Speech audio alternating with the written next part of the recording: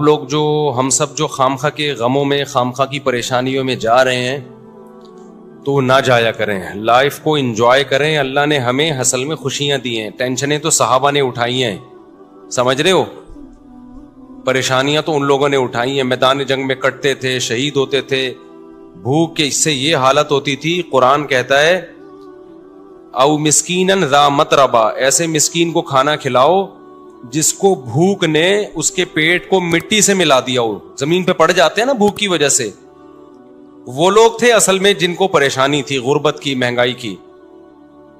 ہمیں وہ پریشانیاں نہیں ہیں, ہم غریبیوں پہ اعتماد کر کے بیٹھ گئے ہیں. تو خوش رہنا سیکھو. اللہ کو یہ نا ٹیڑے میڑے چہرے پسند نہیں ہیں. ہر وقت مصیبت میں یار یہ نہیں ہو رہا, یہ نہیں مل رہا, یوں نہیں مل رہا, ایسے نہیں ہو رہا, یہ اللہ کو خوشی نہیں ہوتی, اللہ کو غصہ آتا ہے.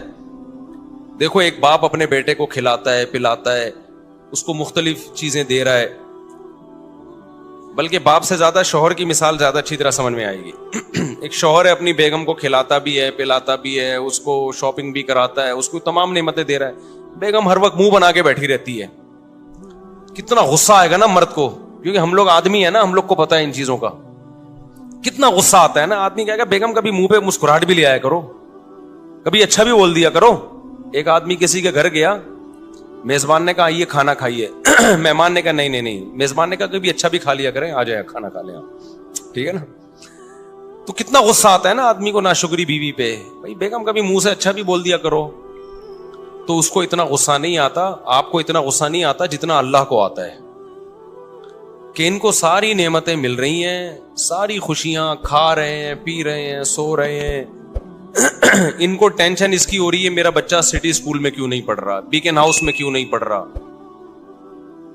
اور مجھے ذاتی گھر کیوں نہیں مل رہا. تو اللہ کو غصہ آتا ہے ان چیزوں پہ. تو اللہ کو خوش لوگ پسند ہیں, سمجھتے ہو. غمزدہ لوگ اللہ کو بالکل بھی پسند نہیں ہے. غم صرف ایک اٹھاؤ, آخرت کا. غم کون سا اٹھاؤ؟ آخرت. میں آپ کو بتاؤں, ہم نے اللہ والوں کو دیکھا ہے, ان کو جب کوئی دنیا کی مصیبت پہنچتی ہے نا تو ان کو غمزدہ ہوتے ہوئے شرم آ رہی ہوتی ہے. غمزدہ ہوتے ہوئے شرم آ رہی ہوتی ہے کہ اللہ کو کیا منہ دکھائیں گے. اللہ کہے گا اتنی خوشیاں تجھے دی ہیں. ہمارے حضرت مفتی رشید احمد صاحب رحمہ اللہ آخر عمر میں بیمار ہو گئے, تو جب کوئی ان کے پاس عیادت کے لیے جاتا نا تو ایک عالم آئے ان کی خدمت میں, عیادت کے لیے گئے اور کہنے لگے آپ کو دیکھ کے بڑی ٹینشن ہو رہی ہے. تو حضرت نے فرمایا مجھے تو ہو نہیں رہی, آپ کو پتہ نہیں کیوں ہو رہی ہے. انہوں نے فرمایا کہ میری عمر 70 سال سے زیادہ ہو گئی ہے, اب بھی بیمار نہیں ہوں گا تو کب ہوں گا بیمار بھائی. اب تو اس عمر میں تو زیادہ تر لوگ مر چکے ہوتے ہیں, ہم زندہ ہیں اس پہ غنیمت ہے بھائی. تو ٹینشن نہیں لے رہے تھے. وہ کہہ رہے اب بھی نہیں بیمار ہوں گے تو کب ہوں گے بھائی, اب تو بیماری کی عمر ہے بھائی, اب تو جو ہے غریبی چل رہا ہے. پھر بھی مانتے نہیں تھے کہ میں بیمار ہوں. ٹھیک ہے نا, ان کو کہ مجھے شرم آتی ہے اپنے آپ کو بیمار کہتے ہوئے. بلکہ حضرت تو یہاں تک فرمایا کرتے تھے اگر بیمار ہو نا دوائیں چھپ کے کھایا کرو, دنیا کو نہ بتایا کرو میں بیمار ہوں, میں یہ ٹیبلٹ. آج کل دوائیں کھانا فیشن بن گیا ہے. جتنا بڑا آدمی ہوگا نا شوگر کی گولیاں کھا رہا ہوگا. یہ ایک فیشن ہے کہ سر جو ہے صبح یہ ٹیبلٹ لیتے ہیں, شام کو یہ ٹیبلٹ کھاتے ہیں.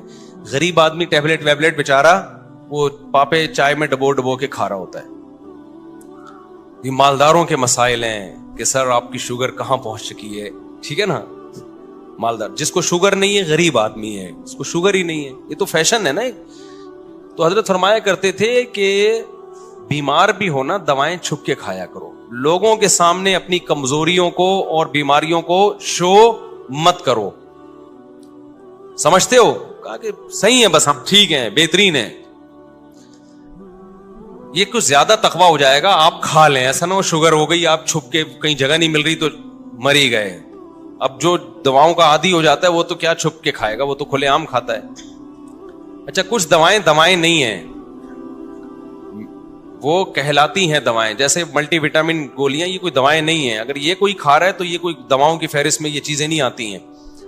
تو لیکن جو بیماریاں ہیں نا, جس کو لوگوں نے بیماریاں سمجھ رکھے ہیں, ان کو بیماریاں سمجھ لیا ہے, تو کوشش یہی کرو بھائی ہم صحت مند ہیں, ہم سب ٹھیک, سب کیا چل رہا ہے, اوکے کی رپورٹ چل رہی ہے. جب کوئی پوچھا کرے کیا حالات ہیں, بولو سب اوکے کی رپورٹ ہے. رپورٹ کا لفظ میں اس لیے استعمال کرتا ہوں کہ رپورٹوں پہ لوگوں کو یقین ہوتا ہے. دیکھو آپ کسی سے پوچھ رہے ہیں کہ آپ کے جگر ٹھیک کام کر رہا ہے, لیور ٹھیک ہے, آپ کا کڈنی ٹھیک ہے, وہ کہے گا ہاں ٹھیک ہے. آپ کہیں گے رپورٹ ہے تمہارے پاس, لیب سے رپورٹ ہے؟ وہ کہے گا ہاں جی یہ رپورٹ ہے. تو رپورٹ دیکھ کے یقین آ جائے گا نا. تو صرف یہ نہیں بتایا کرو میں خیریت سے ہوں, آپ بولو میرے پاس خیریت کی باقاعدہ رپورٹ ہے. ٹھیک ہے. تو میں جب بھی کسی سے خیریت پوچھتا ہوں, میرے دوستوں کو پتا ہے کہ میں یہ نہیں پوچھتا آپ خیریت سے ہیں, میں کہتا ہوں سب اوکے کی رپورٹ ہے. وہ آگے سے جواب میں کہتے ہیں رپورٹ کیا ہے؟ اوکے کی. اس کا مطلب واقعی اوکے ہے, باقاعدہ رپورٹ ہے اس کے پاس. تو اللہ کا شکر ہے ہمارے پاس بھی رپورٹ کیا ہے؟ اوکے کی رپورٹ ہے. جب بھی کوئی مجھ سے, اور اللہ اوکے کی رپورٹ ہی رکھے بھائی, زیادہ شو بازیوں میں بھی نقصان ہوتا ہے. تو اللہ اوکے کی رپورٹ ہی رکھے, خوش ہی رکھے اللہ تعالی ہم سب کو. اچھا, مجھے لوگ اپنا تانے دینا شروع کر دیے لوگوں نے. پہلے جب میں بیان کرتا تھا نا اوکے کی رپورٹ ہے, 4 شادیاں 3 شادیاں, لوگ ایسے سنتے تھے ماشاءاللہ کتنا اچھا بیان. اب پتہ ہے کیا ہے, ابے اوکے کی رپورٹ تو ہوگی نا جب ریوو میں گھوم رہے ہیں. ہاں, جب پیسہ آ رہا ہے تو رپورٹیں کیا ہوں گی؟ اوکے کی ہوں گی نا. یہ جو کھلکھلا رہے ہیں ممبر پہ, یہ اس کے پیچھے کیا ہے؟ پیسہ ہے. تو میں کہتا ہوں کہ ہم تو اللہ کا شکر ہے خوشی ہیں الحمدللہ, ہمیشہ سے اللہ نے خوشی رکھا ہے. ہماری ضرورتیں اتنی محدود ہیں اور اللہ خوشی رکھے ہمیں. لیکن لوگ نا کسی حال میں الحمدللہ خوش نہیں ہیں. ان کو یہ ہے کہ پہلے پھٹ پٹی پہ گھوم رہے تھے اس کی ٹینشن, اب ریوو میں گھوم رہے ہیں تو اس کی بھی ٹینشن یہ لوگ لے رہے ہیں. تو یہ آپ کی ٹینشنیں ہیں, آپ جتنی چاہو بڑھا لو. ہم جب کسی کو ریوو میں گھومتا ہوا دیکھتے تھے, ہم اپنی پھٹ پٹی پہ گھومتے تھے, اس وقت بھی ہمیں ٹینشن نہیں ہوتی تھی, سمجھ رہے ہیں نا. اور جب ہم ریوو میں آ رہے ہیں تو بھی ہمیں ٹینشن نہیں ہو رہی. آپ کو پہلے بھی ٹینشن تھی کہ مفتی صاحب پھٹ پٹی میں گھومتے ہیں اور باتیں 4 شادیوں کی کرتے ہیں. میری پھٹ پٹی بائک دیکھی ہے آپ لوگوں نے؟ ایسی ایسی بائکیں میں نے رکھی ہیں نا جن کے ماڈل ہی ختم ہو چکے ہیں, یعنی مارکیٹ میں بھی نہیں ملتی. میں نے رکھی ہے ہونڈا 110, کبھی نام سنا؟ ہونڈا 110. روزانہ صبح بائک کی بات کر رہا ہوں, دھکا لگتا تھا اس کو. ہم اس وقت اس سے زیادہ خوش تھے جتنے اب ہیں.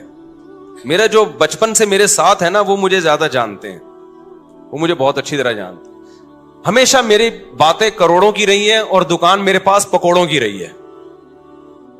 اللہ کا شکر ہے میرے ساتھ جو میرے بچپن کے دوست ہیں وہ جانتے ہیں پیسوں کی تو ہمارے کبھی بات ہی نہیں کی ہم نے, نہ پیسہ کمانے کی کبھی فکر کی ہے. تو پھر ہم نے گاڑی جب میں نے خریدی نا FX, پرانا ماڈل جس کی چھت پچکی ہوئی تھی, 40,000 قسطوں پہ میں نے گاڑی لی تھی. 40,000 قسطوں پہ, 3,000 منتھلی قسط تھی. لوگ کہتے تھے اتنی سستی قسطوں پہ کہاں سے مل گئی. جب گاڑی دیکھ کے کہتے تھے مفتی صاحب کسی نے آپ کو چونا لگا دیا ہے, یعنی اس پہ بھی مہنگی ہے. اسی میں ہم رشتے لینے جا رہے ہوتے تھے تیسری شادی کے. اس کو کہتے ہیں دکان پکوڑوں کی اور باتیں کرو. خوشی خوشی جاتے تھے, خوشی خوشی. اسی گاڑی کو دیکھ کے رشتے ریجیکٹ بھی ہوتے تھے, ٹھیک ہے نا. پھر بھی ہم اب سے زیادہ خوش تھے الحمدللہ. اب سے جتنے اب خوش ہیں اس سے زیادہ خوش تھے. تو نہ ہم FX میں ہم پریشان تھے. میں تو اس پہ خوش ہو رہا تھا یار ہماری اوقات تو FX کی بھی نہیں ہے. 40,000 قسطوں پہ منتھلی. وہ خریدی کیوں میں نے, میرے پاس سہراب موٹر سائیکل تھی. سہراب کا نام سنا ہے؟ اچھا, اصل میں میرے پاس تھی GTO 125. میرے والد صاحب کا جب انتقال ہوا نا, پیسے ملے, ہم نے کہا آپ گاڑی ہلکی نہیں رکھے. ہمارے شوق ہمیشہ سے بادشاہوں والے رہے ہیں. اس وقت کراچی میں GTO 125 کاواساکی سے بہتر کوئی بائک نہیں ہوتی تھی. جو کراچی کے لوگ ہیں وہ جانتے ہیں, سب سے لگژری بائک یہی تھی. تو میں نے وہ خریدی تھی اور اس کو میں نے 20,000 کلومیٹر تک چلایا ہوگا کم از کم, کیونکہ 70 کلومیٹر تو جامعۃ الرشید آنے جانے کی ڈرائیو تھی میری نیول کالونی سے. ایسی لگژری بائک ہم نے رکھی ہوئی تھی. پیسہ بچاتے نہیں تھے ہم, اس کی ٹنکی میں ہی جو بھرنے میں پیسہ لگتا تھا. تو ہم نے ہمیشہ سے سوچا کیا ہے, اوپر ہی کا سوچا ہے. جس کو بچانے کی فکر ہوتی ہے نا, وہ مالدار بننے کا شوق ہوتا ہے, وہ ٹینشن لیتا ہے. ہمیں مالدار بننے کا شوق شروع سے الحمدللہ تھا ہی نہیں. ہم نے کہا جو ہے یار انجوائے کرو لائف کو, بیویاں بھی رکھو, بائکیں بھی رکھو, ٹھیک ہے نا, اور کھاؤ بھی اچھا. 3 چیزیں ہمیشہ سے خاندانی رکھنے کی کوشش کی ہے میں نے. ایک شادی پہ خرچ کرو, دوسرا خوراک ہمیشہ ٹائٹ ہے میری, ایسی خاندانی خوراک ہمیں, بھائی زبان کی لذت جو ہے اس کا کوئی آلٹرنیٹ نہیں ہے, خوراک پہ کمپرومائز ہی نہیں کیا, ہمیشہ اچھا کھایا ہے الحمدللہ. میں کھاتا تھا نا مدرسے میں, جو طلبہ سمجھتے تھے بڑا ہی لینڈ لارڈ ہے کوئی, قرضے مانگ رہے ہوتے تھے مجھ سے, قرضے, اور جس وقت جس چیز کا دل چاہا کھا لیا, جتنے پیسے ہیں نا کھا لو بس, ٹھیک ہے, بچانے کے کیا کرنا ہے یار. تو ہم نے بائک رکھی ہوئی تھی, جب میں پیٹرول ڈالتا تھا اس میں ٹینکی بھرنے میں ٹائم لگتا تھا, لوگ دیتے پتہ نہیں کون لینڈ لارڈ ہے یہ, حالانکہ بس وہ پیٹرول ہی کے ٹوٹل پیسے ہیں, اب ختم, بچایا کچھ نہیں, کیونکہ ہمیں مالدار بننے کا بالکل بھی شوق نہیں تھا. اسی طرح پھر کیا ہوا ہے کہ جب وہ ابا کی وراثت ملی, ہم نے GTO 125 خریدی اور پیسے کاروبار میں لگا دیے کہ چلو جی منتھلی ارننگ ہوگی. وہ میں نے واقعہ کئی بار سنایا ہے, سارے پیسے کاروبار میں ڈوب گئے. لوگ الحمدللہ جس کو دیتا گیا وہ لے کے بھاگتے رہے الحمدللہ. اس کے پھر مجھے نتیجہ یہ نکلا کہ پراٹھے میں چھوڑ نہیں سکتا تھا, تو بائک مجھے بیچنی پڑ گئی اپنی. سمجھ میں آ رہی ہے بات؟ اب خوراک میں اور بائک میں جب ٹکراؤ ہوگا تو بائک کو قربان کر دو, خوراک کو قربان مت کرو. اچھا بچے بھی تھے گھر میں, ان کے بھی خرچے تھے, بائک بیچ کے پھر ہم نے سستی بائک خریدی سہراب, اب پتہ نہیں آتی, اتوار بازار نہیں ویسے پرانی. اب جب ہم نے سستی بائک خریدی اس کو لے کے ہم بھی گھومتے تھے, ہمارے دوست احباب بھی, مفتی صاحب بائک چاہیے تھوڑی دیر کے لیے, مل جائے گی, لے جا بھائی تو سستی بائک ہے, جو چاہے لے جائے اس کو. وہ کیا ہوا, اس کا لاک ہی نہیں تھا, اتنی سستی تھی, تو وہ بھی چوری ہو گئی اللہ کے فضل سے. ایک دن مسجد میں کوئی نمازی بھائی آئے, انہوں نے دیکھا کہ یہ لاوارث بائک ہے اور اگنیشن اس کا لاک ہی نہیں ہوتا, تو وہ لے گئے اللہ کے فضل سے. نماز انہوں نے پڑھی, انہوں نے کہا اگلی نماز میں یہ گناہ معاف ہو جائے گا. میں جب آیا تو بائک ہی نہیں ہے.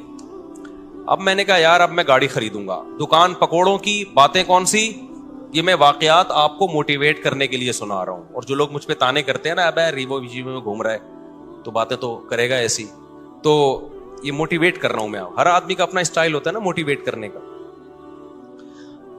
تو میں نے کہا اب سہراب چلی گئی ہے, اب ہم کیا لیں گے, گاڑی ہی لیں گے, 4 پہیوں پہ آئیں گے. بھائی بائکیں بہت ہو گئی, 4 پہیوں پہ آئیں کہاں سے, 25,000 کی سہراب خریدی تھی وہ بھی چوری ہو گئی.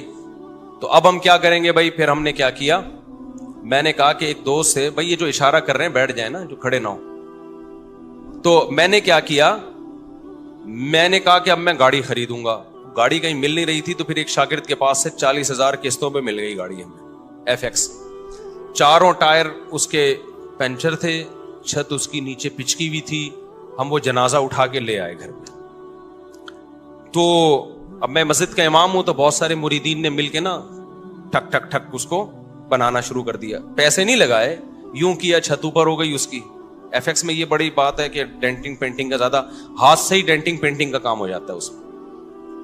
تو بہرحال ہمیں اس کی خوشی تھی کہ گاڑی آ گئی ہمارے پاس, رشتے مانگنے میں آسانی ہو گئی ہمیں. تو اس میں تھوڑے تھوڑے تھوڑے تھوڑے تھوڑے تھوڑے پیسے لگا کے میں نے کیا کیا, بالآخر اب میں نے کہا یہ بہت بہت کام نکال رہی تھی وہ. میں نے کہا جیسے کسی نے مجھے پہنائی ہے تو اب یہ کسی اور کو پہنا دو آپ. یہی حل ہوتا ہے پرانی چیزوں کا. بیوی کے علاوہ جتنی بھی پرانی چیزیں آپ اب کیا کر دو, دوسرے کو پہنا دو. میں نے کہا بہت تھک گیا ہوں اس پہ, سارے پیسے اسی میں لگ رہے تھے. تو ہم اتوار بازار گئے, وہ 80,000 میں پہنا دی ہم نے. اتنا اس پہ تھوڑا تھوڑا کر کے لگ چکا تھا کہ مجھے اس کے 80,000 مل گئے. بڑی بات تھی اس زمانے میں 80,000. برکت دیکھو نا کیسی ہوتی ہے. ہم نے کیا کیا, اب آپ کی طرح یہ نہیں کہ بچوں کو سٹی اور بیکن ہاؤس میں پڑھانا ہے یا بچے روکنے, ہم نے پیدا ہی نہیں ہونے دینا. اس وقت بچے تھے چھوٹے, ابھی ان کی تعلیم کا خرچہ نہیں تھا, بہت چھوٹے بچے تھے میرے اس وقت, خوراک پوری ہو رہی تھی ان کی. جب بڑے ہوں گے, اسکول کا ٹائم آئے گا, اس وقت سوچیں گے. یہ ابھی تھوڑی سوچنے کی چیزیں ہیں. ہم خود بھی تو کسی کے بچے ہیں نا. ابھی میں اپنے والد صاحب کے بچوں کا سوچ رہا تھا, یعنی میں اپنا. تو ہوا یہ کہ ہم نے وہ خرید لی, آپ کی اللہ بھلا کرے, شیراڈ لے لی میں نے, 1.5 لاکھ کی ملی, 80 کیش دیے اور 5,000 قسطیں. وہ محلے میں کہیں سے مل گئی. ہم آ گئے کس پہ, شیراڈ پہ. تو شیراڈ میں گھوم رہے ہیں بھائی, اس پہ خوش ہو رہے ہیں. یار ہماری اوقات تو سہراب کی بھی نہیں تھی, اللہ نے کیا دلا دی, शुक्र की तौफीक मिल रही थी ना, मुझे शुक्र की तौफीक मिल रही थी। लोग, मैं कहते यार मेरी औकात तो नहीं है, ये हम तो मौलवी लोग हैं, हमारी तनख्वाहें देखो, जज्बे देखो हमारे, तो ये गाड़ी मिल, मैं तो उस पर वाकई बहुत खुश होता था। एक दफा मैं गाड़ी लेकर गया हूं, किसी बड़े जलसे में मेरा खिताब था, लोग लैंड क्रूजर में बड़ी बड़ी गाड़ियों में आ रहे थे, मेरी भी बड़ा इस्तेकबाल हुआ। मैं गया, हमारे दोस्तों ने कहा मुफ्ती साहब एफएक्स में नहीं बैठना, जाके आपकी पर्सनैलिटी पे ये एफएक्स सूट नहीं कर रही है, क्योंकि यहाँ बड़े बड़े उलमा आए हैं बड़ी बड़ी गाड़ियों में। मैंने कहा ऐसी की तैसी भाई, हम किस में बैठेंगे, अपनी एफएक्स में। तो अल्लाह ने बेइज्जती लिखी हुई थी, जब मैं बैठा हूं तो चली भी नहीं रही थी, 6 आदमियों ने धक्का लगाया उसको, यानी वो जितनी इज्जत बचाना दोस्त चाह रहे थे ना, तो वो, और हमने इंजॉय किया। हमने कहा भाई इन चीजों में इज्जत जिल्लत बोलो ना, नहीं है इन चीजों क्या होता। हमारा मकसद था बयान करना, बयान अगर अच्छा हो गया तो ठीक है, मैं गधे पे जाऊं, मैं घोड़े पे जाऊं, मैं साइकिल पे जाऊं, मैं एफएक्स में जाऊं। मैं आपको इसलिए ये सारे वाकयात शो मारने के नहीं बता रहा, खामखा की टेंशन क्यों पाली हुई है भाई तुम लोगों ने, बिला वजह अपना मयार इतना ऊंचा क्यों रखा हुआ है। वो मयार नहीं मिलता तो टेंशन में जाते हो फिर। हम तो ये सोच रहे थे यार हमारी औकात मोटरसाइकिल की नहीं है, अल्लाह ने 125 दिला दी जीटीओ। हमारी औकात तो 125 की नहीं, अल्लाह ने एफएक्स दिला दी। हमारी औकात तो एफएक्स की है, अल्लाह ने शेराड दिला दी। नहीं यारी बात समझ में, हम शेराड में घूम रहे हैं भाई, बड़ा एंजॉय कर रहे हैं। वो शेराड भी गई, कैसे गई, बड़ा दुख भला वाकया है। मुझे एक फ्रॉडी मिल गया, बस फ्रॉडी बहुत मिले हैं। वो शेराड, उसमें एक आखिरी जो धचका लगना था ना मुझे, शेराड बिक गई मेरी। अब जब शेराड गई तो हम फिर रोड पे आ गए। ठीक है, तो मैं फिर यहां से बसों में जाता था W11।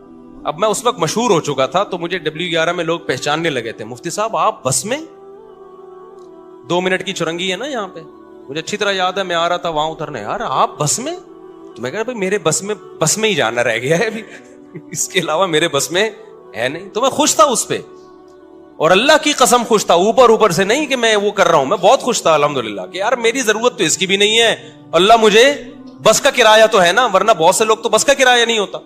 जज्बे उसी तरह, रिश्ते नहीं, गिलगित जा रहा हूं रिश्तों के लिए। लोग कह रहे हैं आपके पास है क्या, भाई मेरी टोटल मेरी ये अर्निंग है मंथली, इसमें अल्लाह का शुक्र है गुजारा अच्छा हो रहा है, तो आपकी बच्ची का भी गुजारा हो जाएगा। उन्होंने कहा नहीं होगा। हमने कहा जाओ, नहीं होगा तो बाढ़ में जाओ। ठीक है ना, किसी के सामने भीख थोड़ी मांगनी है, ऐसी की तैसी।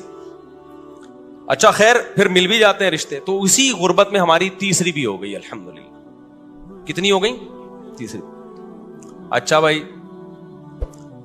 तो हमें इसकी भी खुशी कि औकात हमारी एक की भी नहीं है, और शादियां कितनी हो गई, हो जाती हैं, ये मैं आपकी भी हो जाएंगी, और अच्छे अच्छे लोग मिल गए मुझे। लेकिन मैं जैसे जैसे देख रहा था कि मेरी शादियां हो रही हैं, बच्चे पैदा हो रहे हैं, मेरी सोर्स ऑफ इनकम ऑटोमेटिकली बढ़ रही है।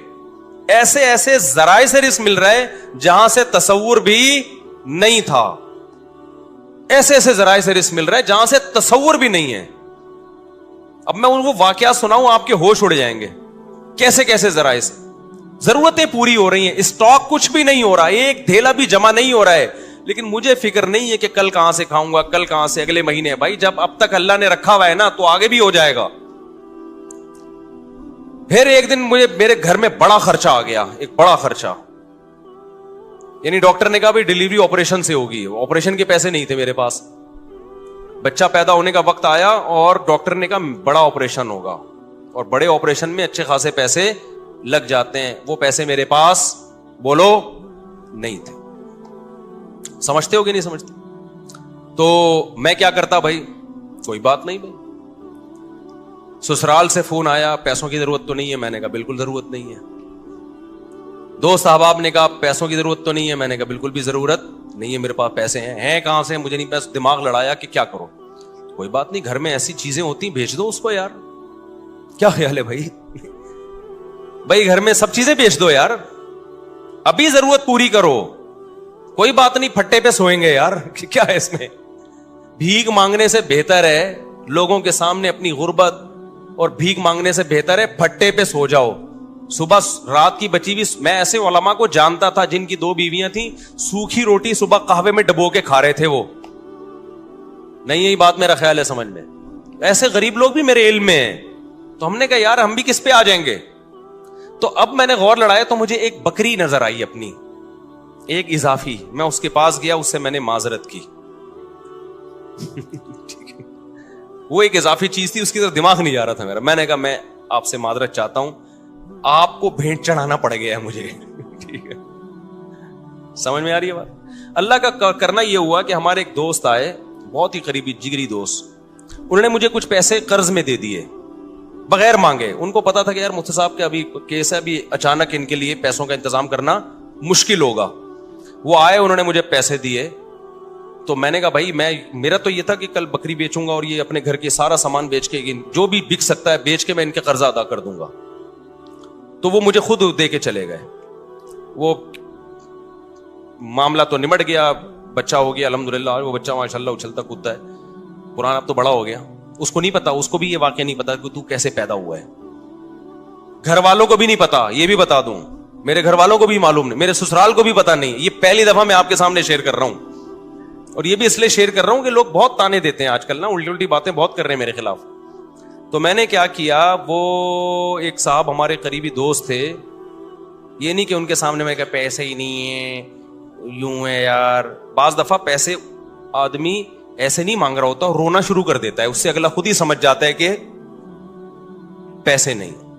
خیر جی, انہوں نے مجھے لون دیا قرضہ کہ کل دے دینا. اچھا, قرضہ بھی ایسا کہ میں نے کہا کل میں دے دوں گا. جب انہوں نے بہت اصرار کیا, میں نے کہا ٹھیک ہے, فوری تو جمع کرانے. میں نے کل میرے یہی تھا کہ اگلے دن کیا ہوا ہے کہ میں نے کہا بکری بھی اور یہ سب چیزیں بیچنے کے لیے میں نے بات کی. وہ میرے پاس آئے اور میں نے کہا آپ کا قرضہ آپ کو انشاءاللہ مغرب تک مل جائے گا واپس. انہوں نے کہا مصعب مجھے نہیں چاہیے.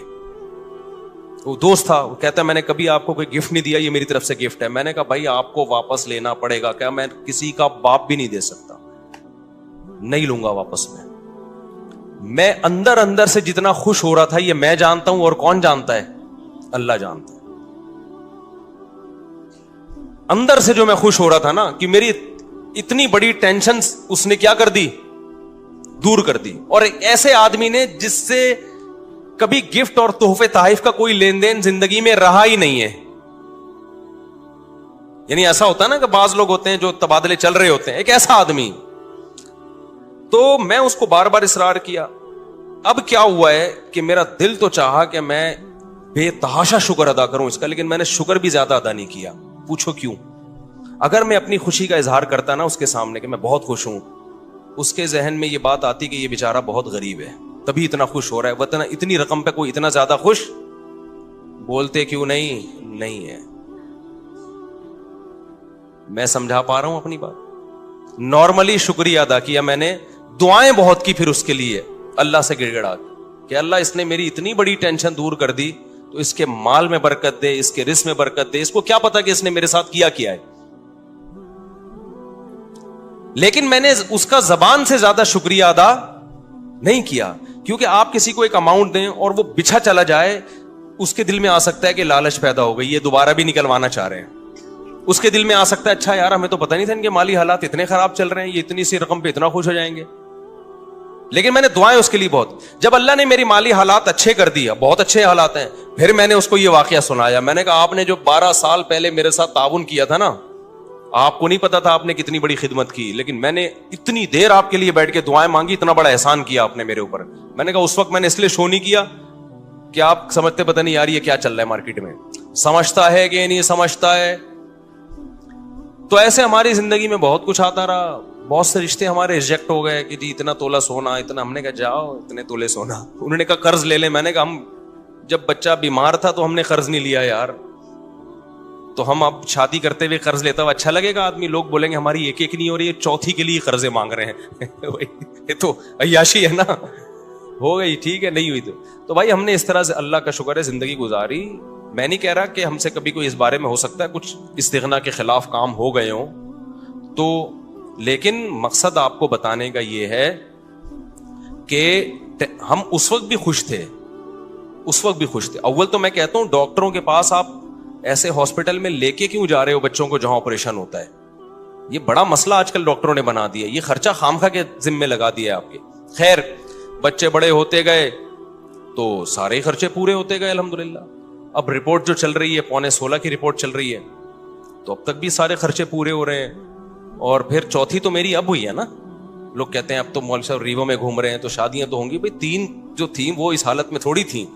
تو جب آپ بچانے کی فکر کرتے ہو, دولت مند بننے کی کوشش کرتے ہو, تو اسٹریس میں جاتے ہو. آپ کی بیسک ضرورتیں پوری ہوتی رہیں, خوش رہو, اللہ مزید پوری کرتا رہے گا, خوشیاں آتی رہیں گی, ٹینشنیں ختم ہوتی رہیں گی. اور میں اب بھی لوگوں کو کہتا ہوں کہ یہ جو میرے حالات ہیں کسی بھی وقت تبدیل بھی ہو سکتے ہیں. ایسی حالت اللہ کر دے, آزمائش میں ڈال دے کہ کھانے کو روٹی نہ رہے, اللہ بچائے ہمیں ایسی آزمائش, لیکن ہو سکتا ہے. پھر اس پہ یہ کوئی نہیں کہے کہ اچھا اتنی شادیاں, اتنے بچے, کھانے کو روٹی نہیں ہے. کوئی بات نہیں, ایک بچے میں بھی اللہ روزی چھین سکتا ہے اور 20 بچوں میں بھی اللہ روزی چھین سکتا ہے. آپ کو اللہ پہ یہ ایمان رکھنا ہے کہ رزق کا تعلق اولاد کے ہونے یا نہ ہونے سے, بیویوں کے ہونے یا نہ ہونے سے نہیں ہے. ہم نے ایسے لوگ بھی دیکھے 4 بیویاں خوش ہیں, اور ایسے بھی دیکھیں ایک بیوی کو کھلانے کے پیسے نہیں ہیں, اور ایسے کنوارے بھی دیکھیں کہ شادی نہیں کرتے پیسہ بچانے کے لیے, پھر بھی دیوالیہ ہو گیا ان کا. تو اللہ اگر عذاب دینا چاہے گا, ایک بچے کو ٹینشن بنا دے گا, اس کے کھلانے کے پیسے نہیں ہوں گے, اور کھلانے پہ آئے گا تو درجنوں بچوں کو بھی لگژری لائف دے دو گے تم. تو کبھی نسل مت روکو یہ سوچ کے کہ میں کھلاؤں گا کہاں سے. یہ پیغام ہے جو میں نے دینے کے لیے نا اتنی لمبی کہانی سنائی ہے آپ کو. یہ سچی کہانی ہے, یہ جھوٹی کہانی نہیں ہے. سمجھتا ہے کہ اس دور میں مجھے یاد ہے میرے پاس کمپنیوں کے اونر آتے تھے کہ آپ اپنا نام دے دیں اور ہم آپ کو اتنے % کمیشن دیں گے, صرف نام دے دیں آپ. مجھے لوگوں نے کہا مفتی صاحب آپ کا شہد کا بزنس ہے, آپ ایک دفعہ اناؤنس کر دیں. تو یہ کام میں نے نہیں کیا, کیونکہ مجھے یہ کام غیر اخلاقی لگتا تھا کہ میرا نام مشہور ہوا ہے مذہب سے, میں اس کو استعمال کروں تجارت میں. میں نے کمپنی بھی بنائی, بزنس بھی کیا, اب تک کر رہا ہوں, نہ کمپنی کا کسی کو بتایا اور نہ بزنس کا کسی کو بتایا. تو یہ میں اس لیے کہہ رہا ہوں, آج لوگ کہتے ہیں نا بہت یہ مولوی لوگ ایسے, مولوی لوگ, آپ مولویوں میں اٹھ کے بیٹھ کے دیکھو گے نا, کسی کے بارے میں 2-4 باتوں سے فوراً تبصرہ کر دینا ٹھیک نہیں ہوتا. جب تک کسی کے ساتھ رہو نہیں, ہم بار بار کہہ رہے ہیں ہم بہت نیک نہیں ہیں, لیکن جو پیسوں کی اور ان چیزوں کے الزامات ہمارے اوپر لگ رہے ہیں نا, اتنی تو صفائی میرے ذمہ بنتی ہے نا کہ میں دوں. اور میرا فلسفے کی ایسی کی تیسی ہو رہی ہے. میں لوگوں سے کہتا ہوں اولاد کثرت سے پیدا کرو, زیادہ شادیاں کرو. لوگ فوراً کہتے ہیں ابے ان لوگ کے پاس تو ریوو میں گھومتے ہیں نا اس لیے یہ باتیں کر رہے ہیں. او بھائی جب ہم یہ باتیں کر رہے تھے ہمارے پاس رکشے کے پیسے نہیں تھے, اور اس وقت ہماری اولادیں بھی تھی, بیویاں بھی تھیں. تو مجھے اس پہ غصہ آتا ہے کہ میری ساری جو 20 سال کی محنت ہے نا وہ لوگ 2 جملوں میں کیا کر دیتے ہیں, اڑا دیتے ہیں. تو پیسہ بھی اس میں, اولاد کی کثرت میں پیسے کا کوئی دخل نہیں ہے. تبھی تو دیکھو جتنا پیسہ ہوگا 2 بچوں کے درمیان وفا اتنا ہی زیادہ ہوگا. تو یہ سوچ کی بات ہے. دل بڑا ہوگا تو اولاد زیادہ ہوگی, اللہ پہ توکل ہوگا. دل چھوٹا ہے تو بچے کم ہوں گے, اللہ پہ توکل نہیں ہوگا. اور جب اللہ پہ توکل نہیں ہے, کروڑوں روپے میں بھی انسان ٹینشن میں ہوتا ہے, اور جب اللہ پہ توکل ہے تو کچھ بھی نہ ہو پھر بھی ٹینشن میں نہیں ہوتا. اس چیز کو سمجھنے کی ضرورت ہے. سمجھتے ہو؟ اچھا بھائی, اور یہ وہ ٹینشن ہے جو میں بار بار کہتا ہوں, اس ٹینشن میں تمہیں ثواب بالکل بھی نہیں مل رہا. اللہ کو غصہ آ رہا ہے کہ اتنی نعمتیں دی ہوئی ہیں, جب پیدا ہوا تھا کمبخت ماں کی چھاتیوں میں دودھ پیدا کر دیا, یہ بتانے کے لیے کہ میں تیری پیدائش سے غافل نہیں ہوں, مجھے سب پتا ہے کہ تجھے کیا ضرورت ہے. اتنی بڑی نشانی دیکھ کے بھی تو ٹینشن لیتا ہے کہ پتہ نہیں میرا کیا ہوگا. پھر اللہ کو غصہ آتا ہے, اور اللہ کا غصہ آنا پھر بجائے تو آپ کو ڈبل نقصان, ایک ٹینشن کا نقصان, ایک اللہ کے غضب کو دعوت دینے کا نقصان. اس لیے خوش رہا کرو, ٹینشن صرف ایک ہی پالو, آخرت میں بنے گا کیا. صحیح ہے نا. اچھا, اس مضمون کو میں مکمل کرنے کے لیے کہہ دوں, بعض دفعہ طبعی طور پر کسی چھوٹے سے حادثے پہ ٹینشن ہوتی ہے. دیکھو ٹینشن کی 2 قسمیں ہیں, ایک عقلی اور ایک طبعی. اس کو سمجھنے کی ضرورت ہے. آپ کہہ سکتے ہو کسی بزرگ کو کوئی چھوٹی سی پریشانی آئی, وہ پریشان ہو گئے. آپ کو, ہم نے تو سنا ہے کہ بزرگوں کو تو پریشانی نہیں ہوتی, وہ تو آخرت ہی کی پریشانی لیتے ہیں, دنیا کی نہیں ہوتی. دیکھو وقتی اور عارضی طور پر انسان کو غم ہوتا ہے, اس کو کہتے ہیں طبعی غم. یہ انسان کے بس میں نہیں ہے. مثال کے طور پر آپ کے 6 بچے ہیں, ایک مر جائے تو غم تو ہوگا نا. اب اصولی طور پر تو آپ کو خوش ہونا چاہیے کہ 5 بچے ہوئے ہیں نا, ابھی بھی میں بے اولاد تو نہیں ہوں, اللہ نے اولادیں دی ہیں مجھے. لیکن وقتی طور پر غم ہوتا ہے, یہ طبعی غم ہوتا ہے, یہ برا نہیں ہے, یہ ہر انسان کو ہوتا ہے. برا غم وہ ہے جو عقل سے ہو. دنیا داروں کو جو آج غم ہو رہے ہیں نا, وہی سمجھتے ہیں ہم اس غم میں برحق ہیں, یہ غم ہونا چاہیے. یعنی ان کی عقل کہہ رہی ہوتی تم ٹھیک غم زدہ ہونا چاہیے, یہ غلط ہے. عقل کہے کہ یہ غم بنتا نہیں ہے, اور طبیعت کیا ہے بھائی میں مجبور ہوں اس لیے ہو رہا ہے, تو وہ تھوڑے بہت جلدی غم پہ قابو پا لیتا ہے انسان. ایک مثال سے بات سمجھاتا ہوں.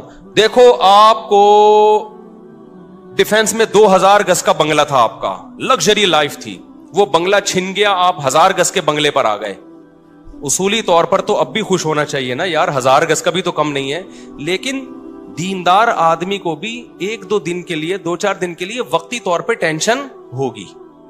وہ ٹینشن اس کی ہوگی, وہ لگژری لائف میں تھوڑی سی کیا آ گئی ہے کمی, تو ظاہر ہے جب عادت چینج ہوتی ہے تھوڑا سا غم تو ہوتا ہے. لیکن عقل کہے گی بھائی غم کرنے کا ہے نہیں, تجھے ابھی بھی تو بہتوں سے اچھا ہے نا تو. وہ عقل کیا کرے گی, اس طبعی غم پہ قابو پا لے گی, 2-4 دن 6 دن میں ریلیکس ہو جائے گا. تو یہ طبعی غم وقتی طور پر یہ دینداروں کو بھی ہوتا ہے, یہ سب کو ہوتا ہے, یہ پیغمبروں کو بھی ہوتا تھا. دنیا دار کو کیا ہوتا ہے, اس کی عقل کہتی ہے کہ میرے ساتھ غلط ہوا ہے, میں 2000 میں رہتا تھا, میں 1000 کا بندہ نہیں ہوں, یہ میری انسلٹ ہے, میری توہین ہے. اس کی عقل کہہ رہی ہوتی ہے تیری انسلٹ ہوئی ہے, تیری توہین ہوئی ہے, تیرے ساتھ غلط ہوا ہے. اس کی عقل اس کے طبعی غم کو قابو نہیں پاتی, بلکہ اس کے طبعی غم کو اور زیادہ بڑھاتی ہے. اس سے بھی ڈپریشن میں جائے گا, خودکشی کی طرف جائے گا. تو یہ طبعی تو وقتی طور پر ہر یہ طبعی طور پہ محبت بھی ہوتی ہے انسان کو, غم بھی ہوتا ہے. تو یہ شریعت میں برا نہیں ہے, کیونکہ یہ غیر اختیاری ہے. سمجھتے ہو کہ نہیں سمجھتے ہو؟